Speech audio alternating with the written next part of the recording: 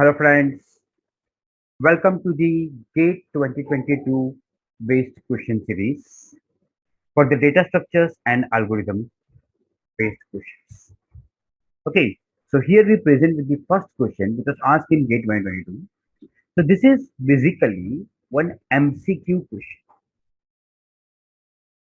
Okay, we need to find which of the following is true for all the positive functions f of n.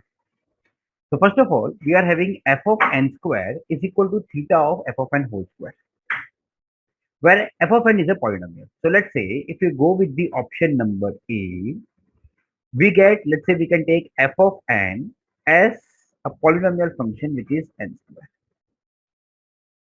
Okay, so in this particular case, a very simple funda we can take into consideration. If we are having f of n square,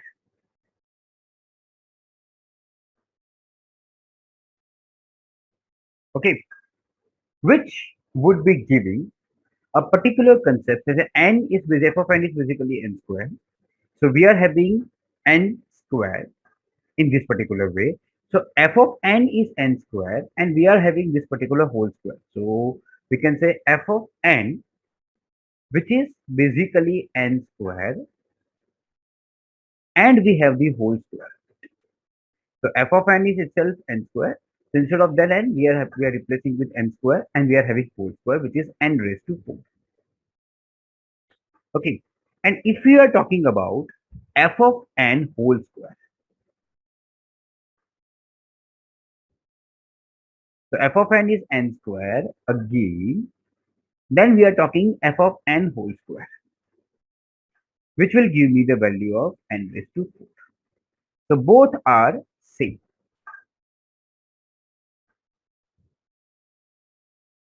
So theta is basically a representation of f of n square is around equal to, you can say, f of n whole square. Let's try with one another example. Let's say if we keep f of n, which is n cube, which is also a polynomial function, then we do f of n square, okay, which is basically n square whole cube, which will give us n raised to 6. And similarly, if we have f of n whole square, will be giving us n cube whole square, which is again n raised to 6. So both are managing a particular concept of. So we can definitely say by this way that our answer is A. But let's try to prove it wrong with the other three options. Okay, so let's try to take. So the second option B, we have f of n square is equal to small o of f of n whole square. Okay, in this particular way. So here we will basically check that f of n square should be less than the value of f of n whole square. So let's try to take a simple example. Let's take f of n is equal to e raised to.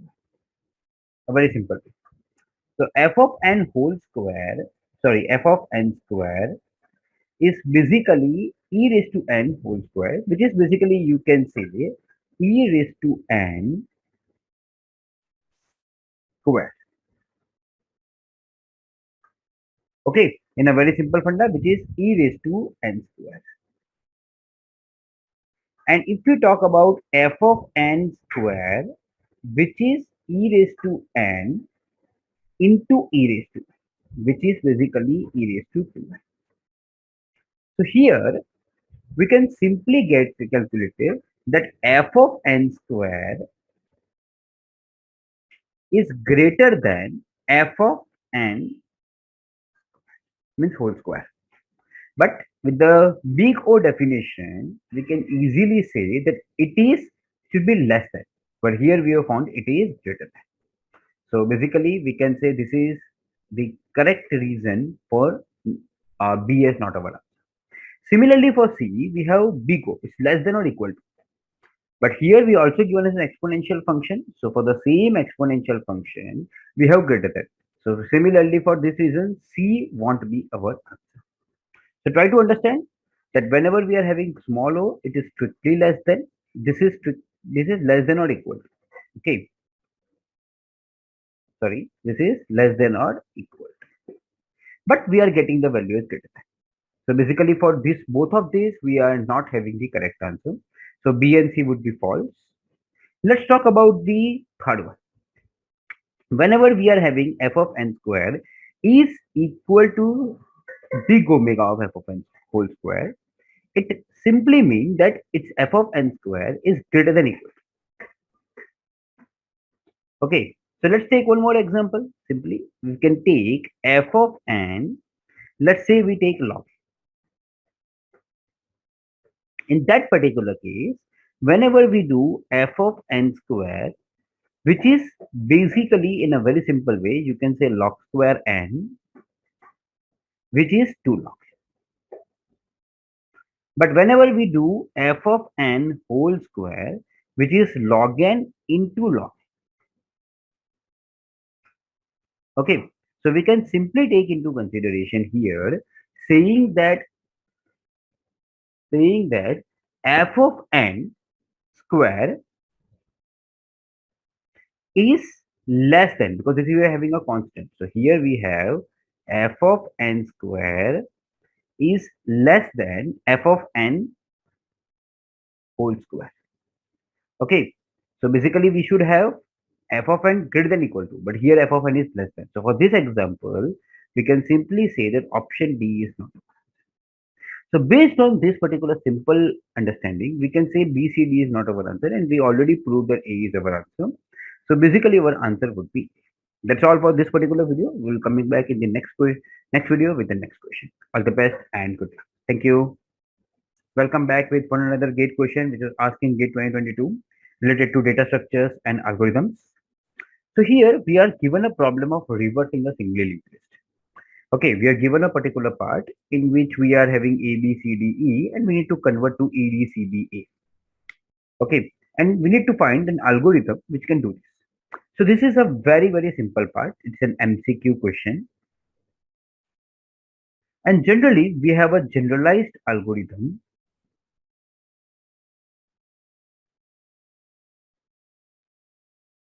which would reverse a particular linked list by using the time complexity of big O of n, where n is nothing but the size of the linked list, and the space complexity would be big O of 1, means a constant space complexity. So here, this approach is basically a three-pointer approach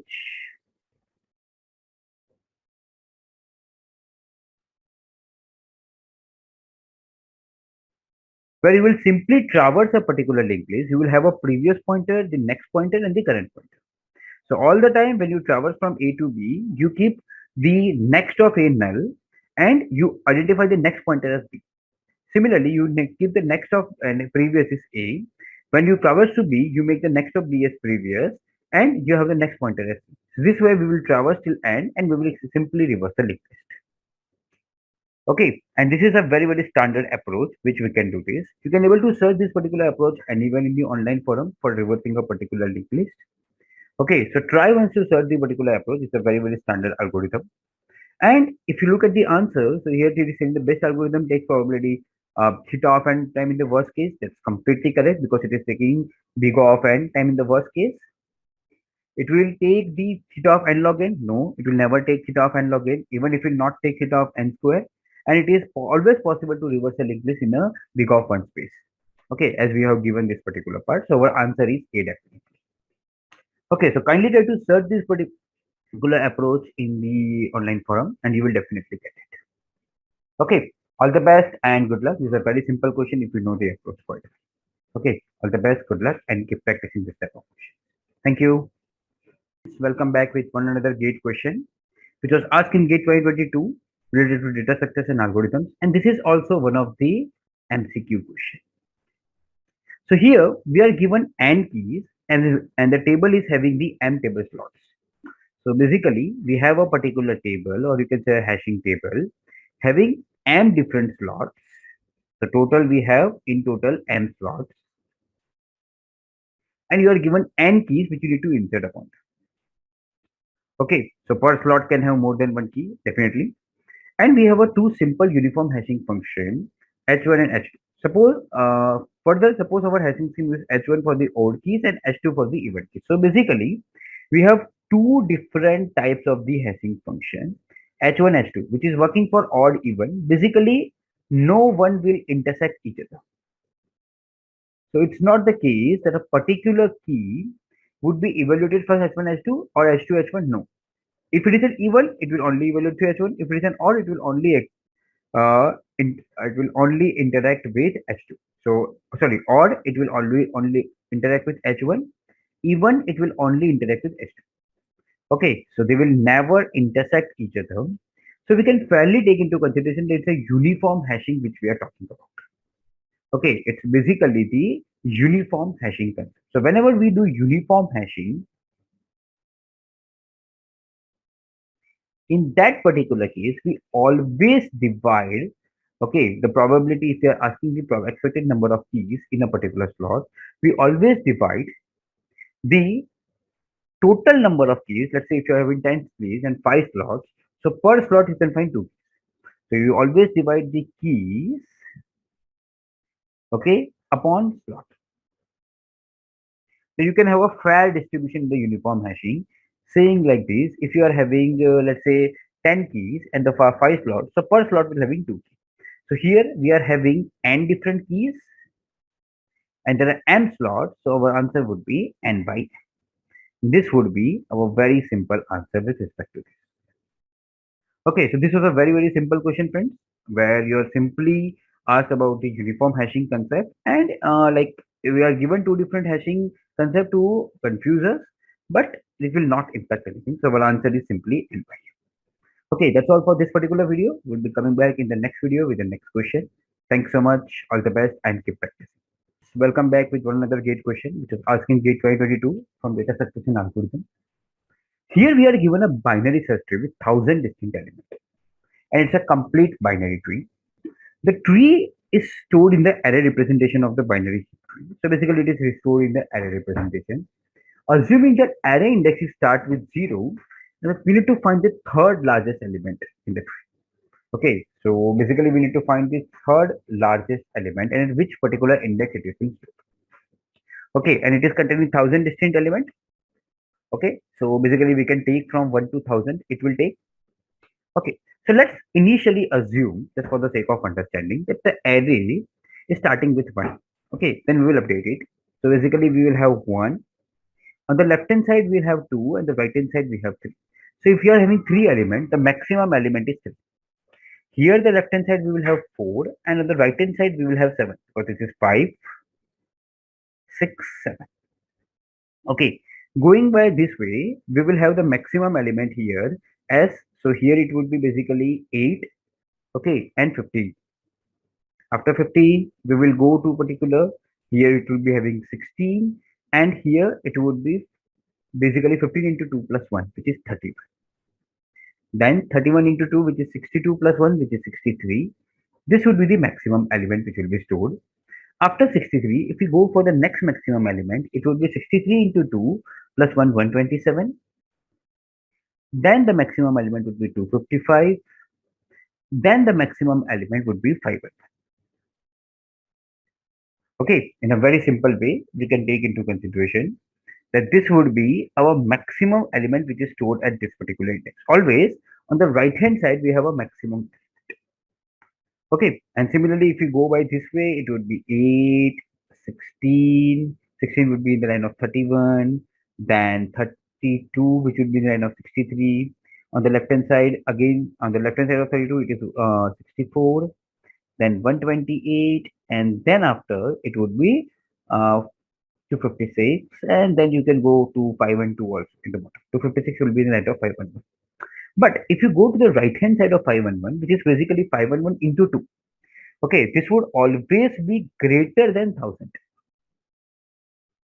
Okay, we are only storing the 1,000 index. It will always be greater than 1,000. Okay, so you can always say at this 511 index, we will have the maximum element.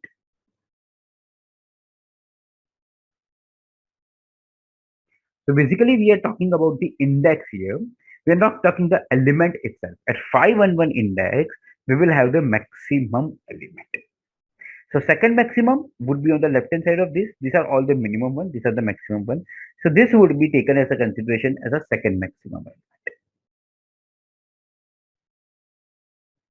And if you wanted to find the third max, it would be basically on the left hand side of this, because see 511 left hand side, right hand side, we will not have anything because it will be greater than 1000 index. Okay, 1000 would be ended somewhere here itself, here or here. Okay, but we need to go to the third max. We need to go to this one, which would be basically 510. Okay, so from 256 to 510, it would be in the same line altogether. Okay, somewhere here between, we will have something like, okay, as you started with 1, it is 1000. If you started with 0, it would be 990. So 510 is basically our third max. So at this particular index, we will store our third max element. Okay, and as we have started with 1, at 510 it will be third max. So if we start with 0, as I have mentioned inside the equation, this would be 0, this would be 1, this would be 2. Similarly, this would be basically 6, this would be 14, this would be 30, this would be 62, 126, 254.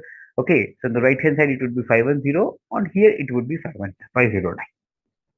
Okay, so it would be 510 minus 1, you can simply say, which is 50. So at 509th index, you will have the third maximum, third largest element, which is at 50. Similarly, if they ask you about the fourth largest, okay, in that particular case, you can go on to the left hand side of this. Basically, the left hand side is 127. Then you can check the data here.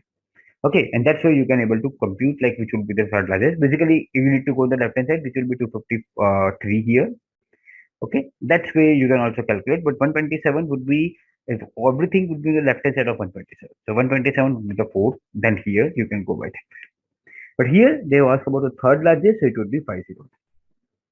Okay, so and again I'm remembering, friend, this is not the actual data. This is the index. So you are not saying that the data is 1000, so 1000 is a maximum element. We are asking about the index, which particular index it would be stored. So that's why the value is 509. So whatever value which is stored at the index 509 would be the third largest, and actually at 510 it would be the second largest. Sorry, the maximum element, and 254 would be the second largest. In this way, it will continue. Okay, so hope you understood this particular part. This is little bit tricky, but as we are given a particular complete binary tree, so you can able to visualize this. Okay, so that's all for this particular question. Hope you understood this quite easily. All the best and good luck. Keep practicing this type of question. Thank you. Welcome back with one another GATE question, which was asked in GATE 2022 with related to data structures and algorithms. So in this particular question, you are given a Q1 which is containing 4 elements and Q2 which is containing no elements. The only operation allowed on this two are NQ and DQ. We need to find the minimum number of NQ operations to be performed on Q1 to place the elements of Q1 and Q2 in the reverse order. So basically, this particular element we need to place in the reverse order in Q2. Okay, so what are the different NQ operations? Now here one very important point to take care that we are not given the size of NQ or size of Q1. So we can assume it's enough, like we have enough size.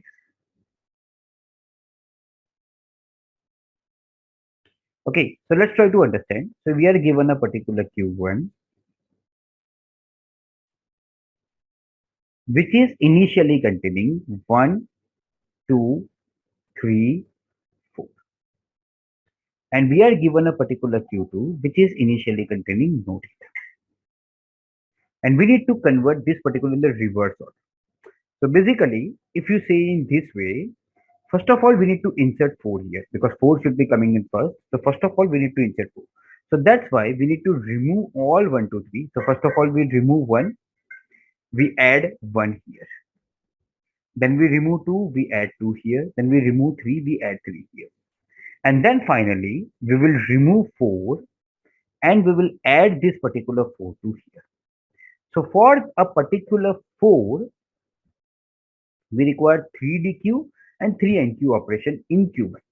So we are asked about the number of NQ operations in Q1. So for 4, we are having 3 NQ operations. This is our element and this is our operation.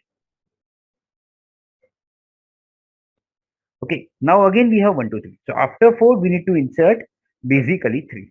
So very simple way, we'll delete all 1, 2, 3 and we will insert the 1 here and we will insert 2 here. But 3 we will insert here. So now we are having 4, 3, but we need to do 2 NQ operation, which is 1, 3. 3 DQ and 2 NQ operations.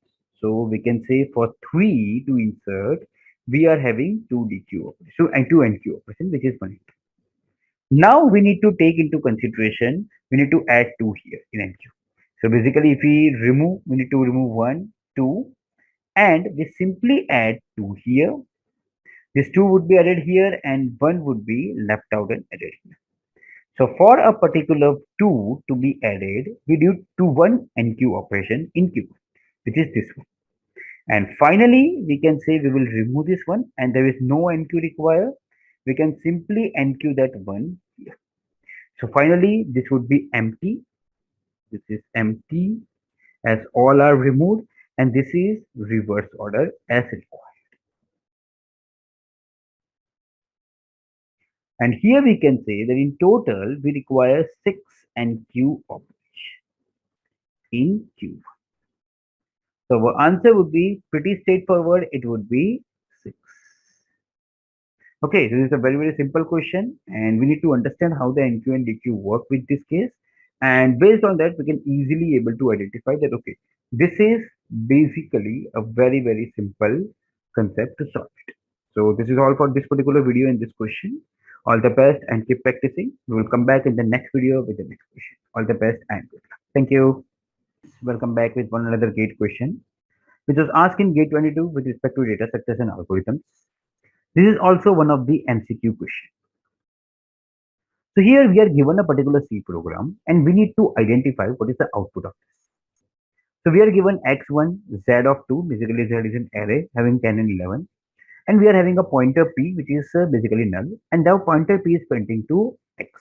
So basically x is 1 and pointer p is pointing here. Now we do star p equal to 10. Basically star p equal to 10 will update the value of x to 10. And now the p is pointing to z of 1. So basically now we are having this z which is having the value 10, 11 and the p is pointing here. Now we do the address of z0. Address of z0 means here the address of these plus 1. So address of z0 plus 1, basically it will be like this. It will be pointing to here because basically inside the array if we do plus 1, it always works in the indexing format. So this is basically star of z of 1, which is basically 11 and from this we are adding 3, so it will make 14. So instead of this 11, this would be changed to 14. Also, we can say if you are doing like this way, address of z of 0 plus 1, which is basically the address of z plus 0 plus 1, which is address of z of 1. By this way also you can print and we are printing the value by using star. So this will give me the 11 value and this particular 11 value is added by 3, so we have 14. Now here print the value of x, the value of x is now 10. The value of z0 is not changed, it is 10 only, but the value of z1 is become 14 now. So basically our answer would be 10, 10 and 14. Okay, this is a very, very simple question which was asked in GATE 2022. We just need to understand about this particular logic where we are changing this particular address of z0 plus 1, which is basically pointing to z of 1. Okay, so based on this way, we can easily say our answer is this. Okay, hope you understood this particular question. All the best and good luck. Keep practicing this type of question. This is all for this video. In the next video, we'll be coming back with the next question. Thank you. Welcome back to one another GATE question. Just asking GATE 2022 with respect to the data structures and algorithms. Here also we are given a particular C program just like the last question and this is also an MCQ question. So here you are given an array of 3, 3 and 3, which is basically a concept of a triple dimensional array. But this triple dimensional array is being stored by this way in a dual dimension, or you can say double dimensional format. Okay, so in a single one, we are having 3, and inside 3 and 3, inside the single one, we are printing 9, which is a combination of 3 and 3. Okay, now let's try to understand how this way it will work. So let's talk about the first 9. So inside the first 1 to 9, it will be something like this: 1, 2, 3, 4, 5, 6, and 7, 8, 9. So actually, it would be stored in this particular way. Okay, for the first one. So this is how we are storing the first data. Similarly, if you go next, it will take as a second one, and you will store 10, 11, 12, 13, 14, 15. Okay, so this is how we are having I, j, and k value. Now we have I, j, k 0, where we are having I running from 0 to 3 and k running from 0 to 3. But the value of j is always 0 in this particular case. So basically, in this case, whenever we are going first, for I0, we are printing 0, 0. J is always 0 and k is 0. So 0, 0, 0 is basically this, which is the value. Now, when we go to the k1 at I0, we are again printing 0, 0, 1, which is 0th row, 0th column, and 0th k index, which is again this. And sorry, 0, 0, 1. And for this, we will be having 0, 0, 2. So initially, for I is equal to 0, we are printing 0, 0, 1, 0, sorry, 0, 0, 0, 0, 0, 1, 0, 0, 2, which would be 1, 2, 3. Similarly, if we go to the next one where I is equal to 1, so this is entirely I is equal to 0. In this entire section, we have I is equal to 0. So this is I is equal to 0. So it will be 0, 0, 0, 0, 0, 1, 0, 0, 2. Here the value of j would be 1. So it would be 0, 1, 0. If we represent here, it would be 0, 1, 0. It would be 0, 1, 1, and this would be 0, 1, 2. And here it would be 0, 2, 0, 0, 2, 1, and 0, 0, sorry, 0, 2, 2. This is how this entire would be I equal to 0. Now the next entire section would be something like this, where we are having 10, 11, 12, then 13, 14, 15, and finally 16, 17, 18. This entirely would be again 9, where we have I is equal to 2. So this entire we have I is equal to, and from this I is equal to 1, we are again printing k equal to 0 to 3, 0 to 3. So this would be basically 1, 0, 0, 1, 0, 1, and 1, 0, 2. Now here, for I is equal to 1, we are actually printing, for when we go to the again loop, I is equal to 1, we are actually printing k from 0 to 2. So basically 1, 0, and j would always be 0, 1, 0, 0, comma, 1, 0, 1, and 1, 0. So 1, 0, 0 would be basically the value of 10. This would be 11. This would be 12, as I will present here. So very simply, we can say for I is equal to 1, we are having 1, 0, 0, 1, 0, 1, 1, 0, 2, which is 10, 11, 12. And similarly, if you go to the next, where we do for I is equal to 2, it would be basically printing 2, 0, 0, 2, 0, 1, and 2, 0, 2 index. So basically, you can also represent 19, 20, 21 in the same way. So 1, 2, 3, 10, 11, 12, 19, 20, 21 in the same way. So we will have the same way 19, 20, and 20 as our value. So in all the case, the value of j remains 0 only, and we are printing the value of I and k. So our answer would be crystal clear: 1, 2, 3, 10, 11, 12, which is basically only matching with the option A, and 19, 20, 21 in that way. Okay, so this is how we are printing our particular data. So hope you understood this particular part. Here the only challenge is we are representing the array into three-dimensional or triple dimensional, and we are storing them in the two-dimensional. And this is how the two-dimensional will internally get converted into three. Okay, so that's all for this particular video. This question was quite simple, and hope you understood this particular question quite well. Okay, we'll come back in the next video with the next question. All the best and good luck. Keep practicing. Thank you. Welcome back with one another GATE question, which was asked in GATE 2022. This is also related with the data succession algorithm, and this is also one of the MCQ questions. So here also we are given a particular C program, and we need to print what is the value of this. This is related with the ASCII code. So here, first of all, we are given a value of P, character A equal to P. So P, if we represent P, it is basically having the ASCII code from A to Z, which is 80. And for X, we are having the ASCII code of 120.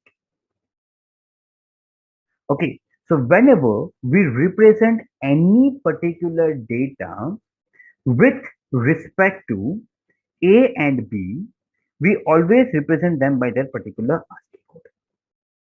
Okay, so if you understood, if you are talking about the ASCII code of 80, it would be something like this. It would be 1010000. Okay, the 1, 2, 4, 8, 16, 32, 64. 64 plus 32 will be giving us a particular ASCII code of 80, or total value of 80. Again, if you represent 120 in a binary, it is basically a summation of 64 plus 32. If you made 64 plus 32, it would be around 96. And 96 plus 16, if you make 96 plus 16, it would be around 96, 106, and 16, it would be 112 and plus 8, which would be total value of 120. If we perform the AND operation between them, which is required here between A and B, it would be something like this, which is 101000, which would again be 80. So always, if you are having 1 and 1, only at that point in time we'll have 1. 1 and 1 will give 1. If any of 1 is 0, we will have the value of 0. So A and B will be giving the value of 80. 80 plus star. Star is basically 42. So if you look here, this is 80 plus 42, which is 122. And 122 is basically the value of Z. So we will print the value of Z here inside this. Similarly, we need to do the bitwise OR operation with the D1. So let's try to understand with the bitwise OR operation. When we do the bitwise OR operation, if any of 1 is 1, it will be giving us a value of 1. Okay, so this is again equal to 1. Okay, so 120 would be there, and 120 minus, we are doing minus, which is 45. So if you simply say 120 minus 45, okay, so 80, and it will become as 75. 75 is something which is represented this here. And this is basically a capital key. If you can represent from A to Z, you will get 75 as our capital key. Okay, so here we will represent it as a capital key. And finally, we are doing the XOR operation between them. XOR means 10 would be 1 and 00 or 11 would be 0.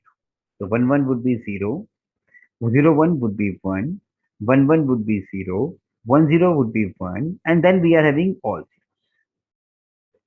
So here 1, 2, 4, 8, 16, 32. 32 plus 8 will give me the value of 40. And we are basically, for the case of E, we are doing 40 plus, which is 43, which is basically 83.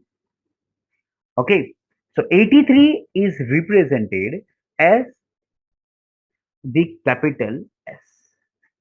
So whenever we are representing this, we are representing small z, capital K, and capital S. This is nothing but the conversion from the ASCII to the character format. So our answer would be small z, capital K, and capital S, which is basically option number. So from this point of view, we can say our answer would be simply the option number. So hope you understood this particular question. It's a simply bitwise and or and so and or and uh, XOR operations which we are doing here. And simply by using these three particular operations, we can simply say that our answer would be something like this. Okay, so that's all for this particular video and this question. We'll be coming back in the next video with the next question. All the best and good luck. Keep practicing. Thank you. Welcome back with one another GATE question, which was asked in GATE 22 with respect to data structures and algorithms. And this is one of the MSQ question, multiple select question. So let's try to understand this particular question. So we are given a simple undirected graph G, all of whose weights are distinct. Which of the following statement about the minimum spanning tree of G is true? Okay, so let's try to understand. The first statement, the age is the second smallest weight is always a part of minimum spanning tree. This is definitely true. Because if we are having a second smallest weight, it will never ever create a particular cycle. So this will always be a part of the minimum spanning tree. Why? Because we are having each and every age weights are distinct. So if we are all distinct, then we can say that it will always be a part. Otherwise, there can be a case that one of the age might be creating a loop, but as it is a distinct, we always say that this would be not causing any cycle. So this would always be a part of the minimum spanning tree. So option A is correct. Let's create option number B. One or both of the ages, the third and the smaller and the fourth smallest weight are a part of minimum spanning tree. Yeah, this is also correct. See, third smallest or fourth smallest,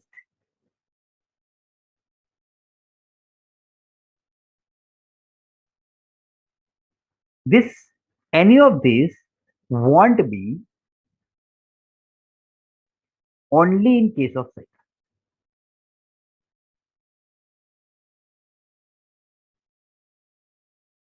Okay, if the third smallest is causing a cycle, we will have the fourth smallest.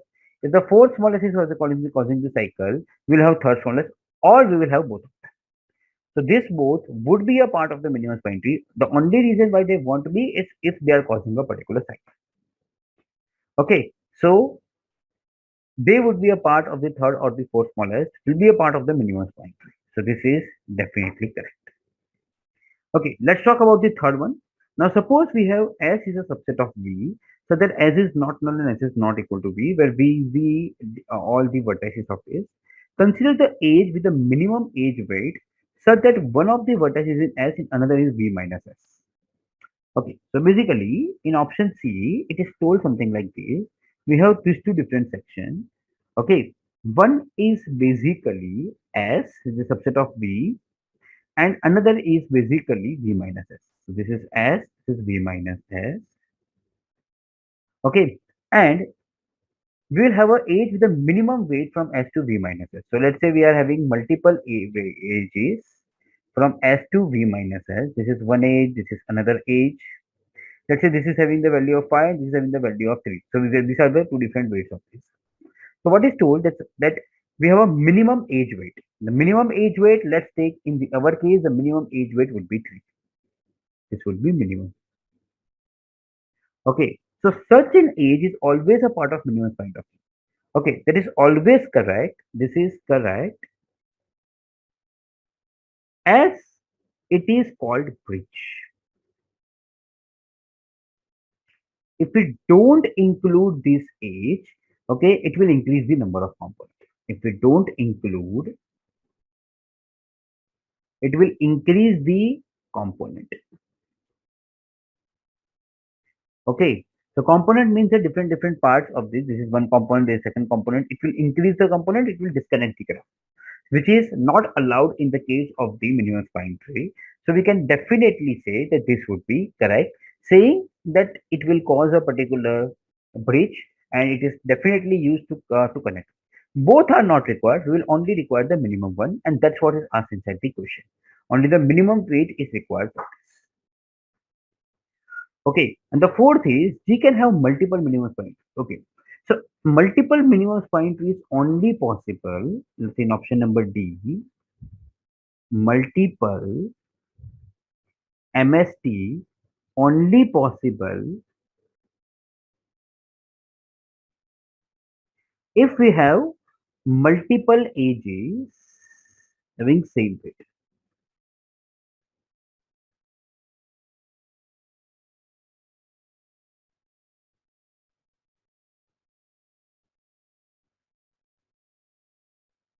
So we cannot have the multiple MST as all the weights are distinct here. So that's why we can simply say that this is definitely wrong. So our answer would be here, would be very simple, A, B, and C. This is one of the conceptual questions related to the graph part, and this is one of the very easy question. Okay, so hope you understood this particular question quite well. If you know in case of any particular problem. Okay, so this is one of the MSQ question which was asked in GATE 2022 for data succession algorithm. Hope you understood this. All the best and good luck. Keep practicing this type of questions. That's all for this video, friends. Thank you so much.